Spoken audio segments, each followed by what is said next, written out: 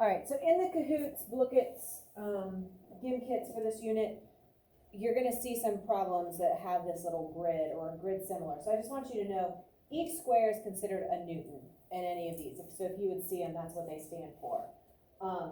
And so all you have to do is, if they're in the same direction, you combine them. So 1, 2, 3, 4, and then you have another arrow to the right as well. So 1, 2, 3, 4, 5, 6, 7, 8, 9, 10. So you have 4 plus 10, you get a resultant or a net force of 14 newtons to the right. That's all this means. If they're in opposite directions, then you just subtract them. So from this origin to the tail, or the head of the arrow, excuse me, you have 1, 2, 3, 4, 5, 6, 7, 8, 9, 10, 11, and you have 1, 2, 3, 4, 5, 6, 7, 8, 9. So you have 11 to the left, 9 to the right. They're in opposite directions. Just subtract them. 11 minus 9 gives you 2.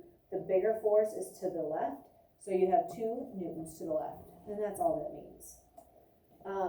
Again, if you think of combining, going in the same direction, so starting from here, you go 1, 2, 3, 4, 5, and then you have 2 more, so 7.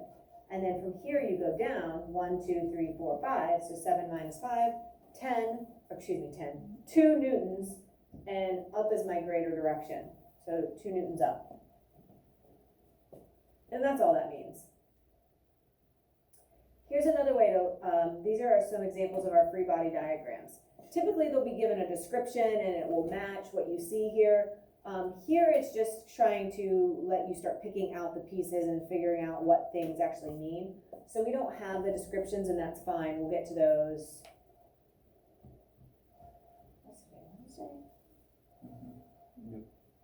We'll get to those probably next week. So it's giving you the net force on all of these, and then it has the individual forces. So I look at this and I see a tension force and I see gravity, right? So again, this is like the one from our notes, right? Where it's like something that's hanging. It's something that has the tension, that pull upwards on the item, the rope, the chain, the toe strap, whatever it is. And then gravity is pulling downward. Notice the different size in the arrows. This is 1200, this is 800, this is bigger, this is smaller. The arrows represent that. It matches the size or the magnitude of your actual numbers. So they're opposite directions. Subtract them. 1200 minus 800 gives you 400 newtons. Bigger one is up, so the new net force is also up. 400 newtons up. Here we have a short little air resistance. Here we have a bigger gravity. So 600 minus your 800, and you're going to get a negative 200, which is basically just like 200 newtons down. Okay, down is the bigger direction, and that matches what they said here, right? That matches the net force. That's where that came from. So we said that you're only going to have a net force in one direction. You're not going to have like 20 this way and 50 this way. One of those would have to be 0. So like in this example, we have normal force and gravity. Well, normal force lets me know a few things. I realize that it is in a solid to a solid, and I realize that it is in contact. Anytime you see normal force, that's what has to be involved. 2 solids, and they have to be touching, okay? So this could be like my book sitting on the table. Then I see friction of 20 newtons. So if I look vertically, right, I'm going to compare those, and then you're going to look horizontally, or vice versa. You could always look horizontally and then vertically, but don't look at everything all at once or it gets confusing. So you're like 50 and 20 and 50, like what do I subtract, what do I add? Always focus vertically and then focus horizontally, or vice versa. So I usually go vertically first, I don't know why, but 50 up, 50 down, opposite directions, 50 minus 50 gives you what? 0 newtons, right? But let's check, because there is a horizontal component as well. So 20 newtons, opposite that, there's nothing. So 20 minus 0 is just 20, which is what the net force is. So you can have a net force that's either horizontal or vertical, but you're not going to have net forces for both of them. All right, let's go here. Now the net force is not given to us. We have to figure out what it is, right?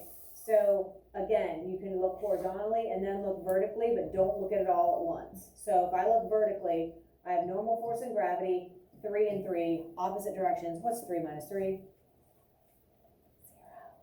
Right, 0 newtons. I don't need a direction if it's 0. All right, so then I go horizontally. So I have friction to the left, applied force to the right. Notice how these arrows are the same length, and then these 3's are the same length.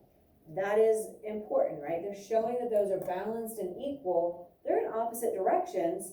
5 minus 5, giving you 0 again. So the overall net force for this whole situation is 0 newtons. You had 0 vertically, and you had 0 horizontally.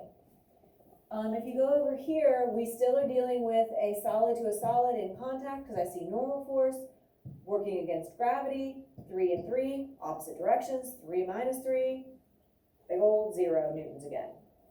And then as I go horizontally, I have 5 newtons, nothing to the right, so 5 minus 0, I'm left with an overall net force of 5 newtons to the left. Okay, and as I go over here, situation C, again, a solid to a solid, gravity, arrows are equal size, 20 minus 20, 0 newtons again. Now we have a little bit of action, right? Air resistance is bigger than gravity, 40, opposite direction of 25, so 40 minus 25 gives us a net force of what? Not 0, Jason? 15. 15, and we're going to include the newton.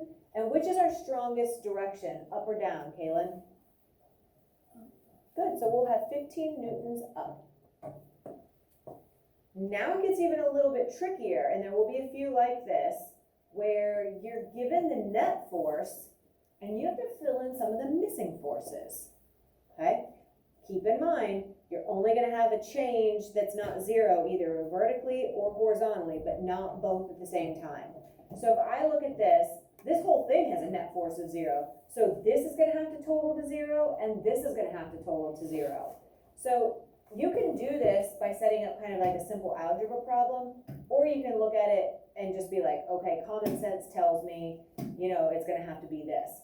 So if I have 200 down, what do I need to have here to equal 0? What do you think? Probably 200, right? And you can check it. 200, opposite directions mean subtract, so 200 minus 200 will give me 0. Here's the other way. You could do it like a little algebra problem. If you have 200, oops, sorry, we don't know that yet. B minus our 200 here is going to equal 0. So we're looking for our unknown B force minus our 200. So what can I subtract from 200 to give me 0? Well, inverse of subtraction is addition. Those cancel to 0. And so I bring this down, I get B equals, but whatever I do to one side, I have to do to the other. And so I end up with 200. So algebra backs it up. You don't have to do that. You don't have to show me that. But it will help you get there if you're stuck. Okay, so now I have a net force of 900 newtons up. So I need to ask myself, what can I subtract from 200 to get 900? So C is the what can I subtract from 200 to equal my net force of 900? So again, I can bring stuff down. Opposite of subtraction is addition. So that gives me 0. But whatever I do to one side, I have to do to the other. So C equals 1100. What minus 200 will give me 900? 1100 minus 200, 900. Okay? Again, I don't need to see the algebra, but if it helps you, go for it. Oops. All right, and then if we look at this, if we have 60 newtons to the left, all right, so that means we have no net force of vertical at all. So if I have 300 up, what do I have to have here so that it equals a 0 net force vertically? 300 minus what will give me 0? Very good. And always plug it in and check. 300 minus 300, yep, that does give me 0 up and down, because it didn't say anything about like 25 up or 25 down or 50 down or anything like that. So my net force vertically is going to be 0. Now that leaves me with the rest. So if I have, I can ask myself, these are going to subtract because we're dealing with a opposite forces at work, right? We're trying to equal 60. So what can I subtract from 80 to get 60? So what can I subtract from 80? Wait a minute.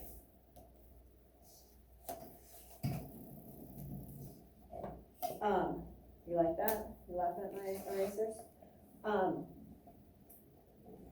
We're equaling 60, right? We're trying to get to 60. So we have 80, no, I do want to do it this way. And this is why I think sometimes when you start getting into the negatives, it gets a little bit more confusing. Let's go back to the D. What can I subtract from 80? That's still not going to give us the right. Well, I've done this all morning. My brain is like totally quitting on me.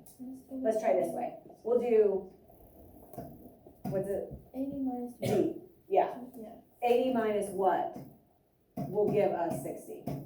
I was trying to avoid the negative sign and I couldn't do it. Okay, so if I have, I'm trying to get D alone, right? So this is kind of like a plus sign because there's no negative there. So if this is a plus sign, if I subtract 80, it gets rid of it. If I subtract 80, I end up with a negative 20, right? And I have a negative, I'm gonna bring it up here, negative D equals a negative 20. Those negatives can cancel out and I'm just left with D equals 20. That's why the negative signs get messy, right? If you can visually see what's going on, that's kind of a good thing, but plug it in and make sure. 80 minus 20 better give me my 60, and it does. Sorry for the chaos. Ugly. But the signs will kind of do that to you sometimes, so it gets nasty. But it does work. Here's the other thing. All right, so if we have one more, my net force is going to be to the right. Okay, net force is to the right. And so if I look at this, what can I subtract from 20 to get my 30? So what can I have here once I subtract 20 to end up with 30? And if you think you have an answer, kind of plug it in and try it, right? What can I subtract from 20 to end up? What do you think?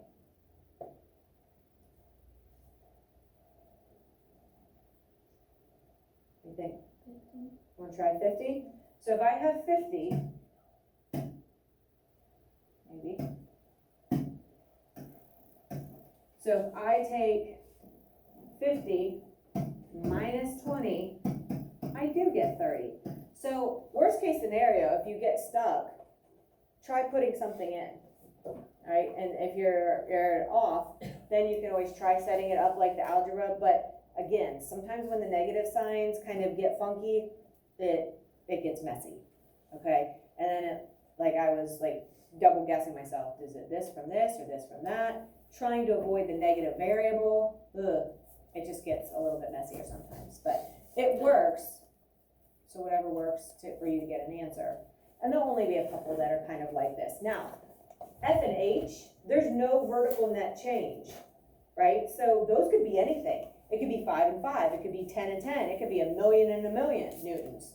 As long as they're the same number, you're good, okay? And so that is where we're gonna stop for today.